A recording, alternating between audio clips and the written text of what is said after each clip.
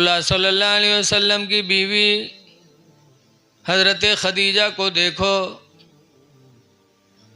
जब तक सरकार के ज़िंदगी में रही सरकार को सुकून देती रही। सरकार एक दिन उलझन में थे तो सरकार से हज़रत खदीजा ने फरमाया था, इन्नका लतसिलुर रहमा, कि बेशक तुम सिला रहमी करते हो, व तहमिलुल कल्ला, और कमज़ोरों का बोझ लाद लाद के पहुँचाते रहते हो, व तक्सिबुल मादूमा, और यतीमों बेवाओं को तुम कमा कमा के खिलाते हो, व तक़रिद दैफ़ा, और मेहमानों की इज़्ज़त करते हो, व तईनु अला नवाइबिल हक़, और हक़ पर तुम दूसरों की मदद करते हो। जब आपका अमल यह है तो अल्लाह ताला आपको परेशान नहीं करेगा। सुकून की बोलियां बोलती थी। इसलिए जो बीवी शौहर को सुकून दे दे वो बीवी जन्नत, और जो बीवी शौहर को दीन से हटा दे, जिसकी आखिरत बर्बाद हो जाए, वो बीवी अपने शौहर के लिए दुश्मन है।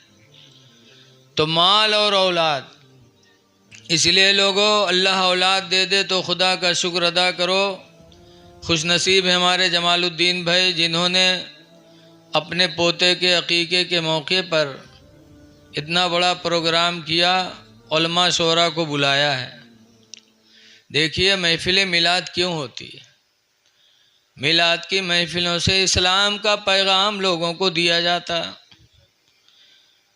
इसीलिए रसूल करीम सल्लल्लाहु अलैहि वसल्लम के खलीफा हज़रत उमर फरमाया करते थे, मन अनफ़क़ दिरहमन अला क़रात मौलदिन नबी, जो नबी के मिलाद पढ़ाने पर एक दिरहम खर्च किया, दिरहम यानी रुपया, जिसने नबी की मिलाद पढ़ाने पर एक रुपया खर्च किया, फ़क़द अहयल इस्लाम, तो गोया कि उसने इस्लाम को ज़िंदा कर दिया। क्यों? महफिल मिलाद से इस्लाम का पैगाम फैलता है। इसलिए चाहे खुशी हो चाहे गम हो, अपने नबी की महफिल करना चाहिए। इसलिए कि औलाद भी मिली है तो नबी के वसीले से मिली है। आला हज़रत इमाम अहले सुन्नत फरमाते हैं कि वो जो न थे तो कुछ न था, वो जो न हो तो कुछ न हो, वो जो न थे तो कुछ न था, वो जो न हो तो कुछ न हो, वो जान है वो जहान की, जानू है तो जहान है। नबी सबकी जान है। तो जब नबी के वसीले से अल्लाह ताला ने औलाद दिया तो औलाद की खुशी में नबी की महफिल करना चाहिए। बहुत से लोग महफिल मिलाद में नहीं आते, इसीलिए बूढ़े हो जाते, लेकिन उनको अपने दीन के बारे में पता नहीं रहता। एक जगह गया, एक साहब से पूछा, भैया तुम किसके उम्मती हो? तो कहा था कि मौलवी जाने, हमें नहीं पता। तो हम चुप हो गए। तो दूसरा आदमी चाय लेके आवा, हमका परेशान देखे तो कहे, कहा बात हजरत, चाय पियो। तो हम कहे, कैसा आदमी यार? हमने इससे पूछा किसके उम्मती हो? तो कहा थे मौलवी जाने। कहने रे हजरत तू जाहिल है, के पीछे काहे पर चाय पियो। तुमको अच्छा तुम बताओ तुम की उम्मती हो?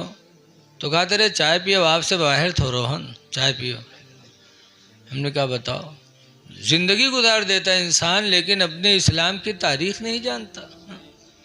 ये सारी बातें आपको महफिलों से मिलती हैं।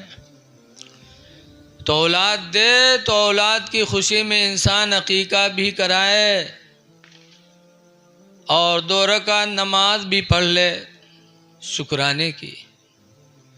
हमारी माँ बहनें भी इसके शुक्रिया में शुक्राने की नमाज़ें पढ़ें। रोज़ा रख लें कि अल्लाह तूने औलाद दिया और औलाद को तूने ज़िंदा रखा, आज उसके अकीक़ा का मौका मिला है, अल्लाह तेरा शुक्र है। लेकिन ये सब करे के बजाय अगर पाए जी हैं ढोल तो गम कही हैं रात भर, रात भर गम कही हैं, और कुरान याद नहीं है, नमाज का तो कहें तहियात नहीं याद है मौलाना साहब।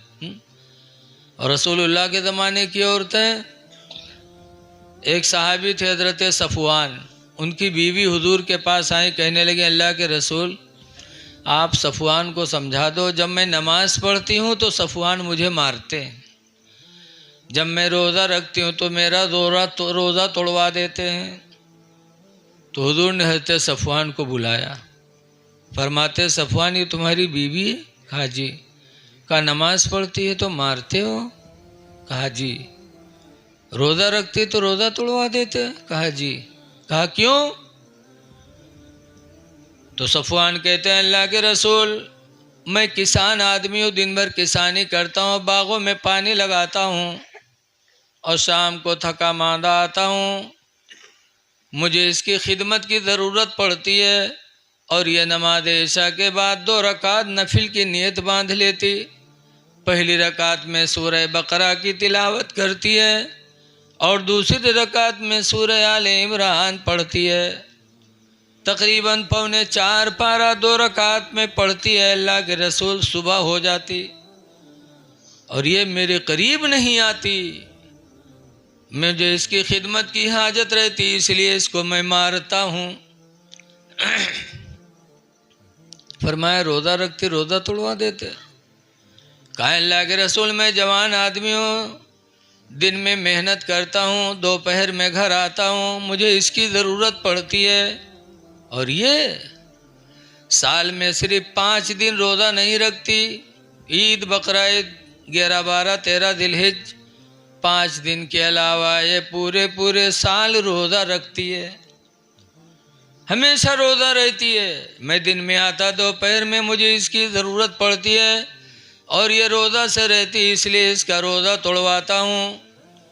तो अल्लाह के रसूल ने सफ़वान की बीवी को समझाया, कहा सुनो रात में नमाज भी पढ़ो और अपने शौहर के हक़ का ख्याल भी रखो, इबादत कम करो, अपने शौहर की खिदमत करो, और रमज़ान के अलावा नफली रोज़ा रखना है तो बग़ैर शौहर के इजाज़त के रोज़ा नफली न रखा करो। कोई औरत बग़ैर शौहर के इजाज़त के नफली रोज़ा नहीं रख सकते। क्या सरकार ने समझाया? जब इतना समझाया सफ़वान की बीवी को, तो सफ़वान की बीवी पलट कर कहते हैं अल्लाह के रसूल फजर में सोते रहते, ये फजर नहीं पढ़ते?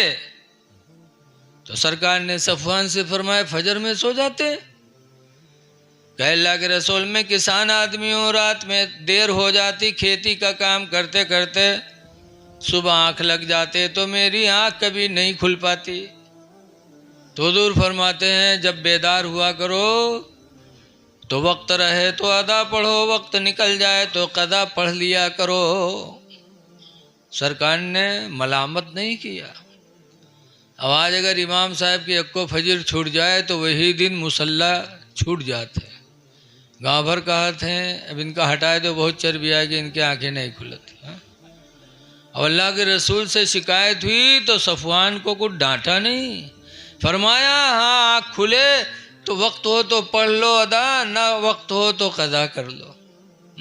क्या मेरे नबी की तालीम थी? सरकार डांट कर कोई बात नहीं समझाते थे।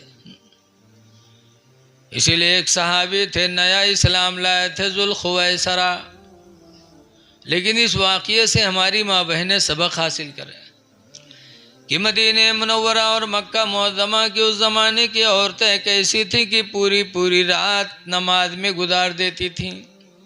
और आजकल की हमारी माँ बहनें नमाज के लिए को तो कहती हैं हमें नमाज के मसाइल नहीं याद हैं, हम तहियात जानते नहीं, अलहम्द जानते नहीं, दुनिया की तारा सब याद है। ऐ मेरी माँ बहनों, कल क़यामत के दिन खुदा को क्या जवाब दोगी? नमाज तुम पर भी फ़र्ज़ है, मर्दों पर भी फ़र्ज़ है। आज तुम अपना घर का काम करने के लिए, अपने शौहर को राज़ी करने के लिए घर के सारे काम करते हो कि शौहर खुश हो जाए, और आखिरत की फिक्र नहीं है। अल्लाह 30वें पारे में फरमाता यौम यफिरुल मरउ मिन अखीही, ऐ मेरे बंदे उस दिन को याद कर ले जिस दिन इंसान अपने भाई से भागेगा, व स्वाहिबतिही व बनी, और अपनी बीवी से भी भागेगा और अपनी औलादों से भी भागेगा, व उम्मीही व अबी, और अपने माँ से भी भागेगा और अपने बाप से भी भागेगा। आज तुम जिस शौहर को खुश करने के लिए नमाज रोज़ा छोड़े बैठी हो, वही शौहर क़यामत के दिन तुमसे दूर भागेगा।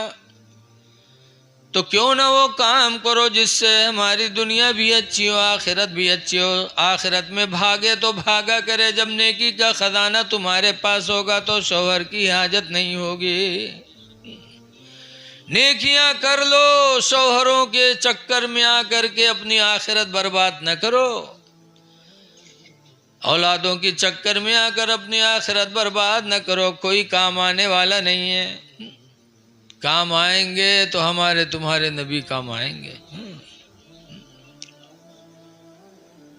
जब कब्र में सरकार तशरीफ लाएंगे, न वहाँ बप्पा जई हैं न बुआ जई हैं, न भाई न बहन न लड़का न बिटिया न शौहर, कोई नहीं जाएगा। अगर जाएंगे तो मेरे नबी रहमत जाएंगे। कहने वाले कह रहे हैं